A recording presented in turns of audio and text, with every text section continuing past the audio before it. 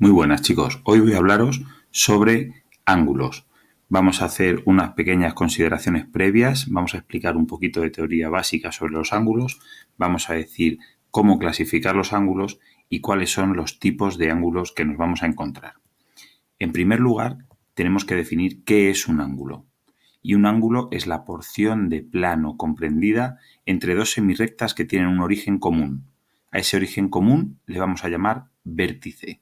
Dos semirrectas son dos rectas que tienen un punto de comienzo, pero no tienen un final, son infinitas en su final. Esto nos va a hacer que cada una de esas semirrectas van a conformar lo que llamamos lado del ángulo y el punto donde se cortan, donde comienzan las semirrectas, lo vamos a llamar vértice. La amplitud del ángulo es el espacio comprendido entre ambos lados. Como veis en el dibujo, tenemos con dos lados, podemos formar dos ángulos diferentes. Por un lado el ángulo A, que es el que está pintado de rojo, y por el otro lado tenemos el ángulo B, que es el que está formado, el que está pintado de color azul. ¿Cómo podemos clasificar los ángulos? En principio, vamos a clasificar los ángulos en función de su amplitud. Y conforme a esta amplitud, tenemos que tener en cuenta que cuando los lados que forman el ángulo son perpendiculares entre sí, vamos a tener un ángulo recto. Y un ángulo recto es el que su amplitud mide 90 grados. Cuando los dos lados son perpendiculares, el ángulo mide 90 grados. Si es menor de 90 grados, es más pequeño que un ángulo recto, vamos a decir que es agudo.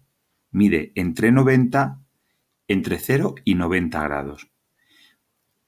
Si por el contrario es mayor que un ángulo recto, es mayor que 90 grados, vamos a decir que es un ángulo obtuso.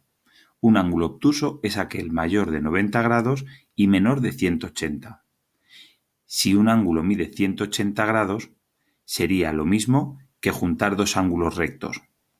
Ese es el ángulo llano. ¿Cómo pueden ser dos ángulos?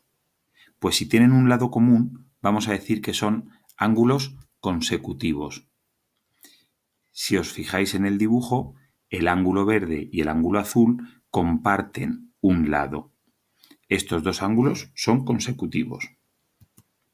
También podemos tener dos ángulos que sean adyacentes, que son dos ángulos consecutivos, es decir, comparten un lado, pero además los dos juntos suman 180 grados, suman lo mismo que un ángulo llano.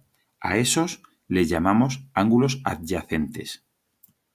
También podemos tener ángulos que sean opuestos por el vértice, es decir, si en lugar de tener un ángulo formado por dos semirrectas, lo que tuviéramos son dos rectas secantes, la amplitud que hay en cada cruce de esas rectas formarían un ángulo y como veis en el dibujo, la amplitud de un ángulo sería la misma que el ángulo que tiene opuesto por el mismo vértice. Es decir, el ángulo verde y el ángulo azul son opuestos por el vértice y además miden lo mismo.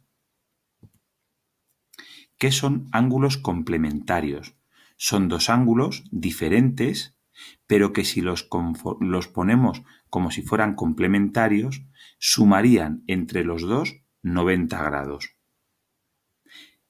Para conseguir esto tendríamos que hacer coincidir un lado de cada ángulo y juntos formarían un recto. Por último, nos queda hablar de los ángulos suplementarios, que es, como pasaba con los complementarios, dos ángulos diferentes que si les hacemos coincidir por el vértice y uno de sus lados, en total sumarían 180 grados, es decir, sumarían un ángulo llano. Bueno, pues hasta aquí la clase sobre ángulos. Espero que os haya sido útil.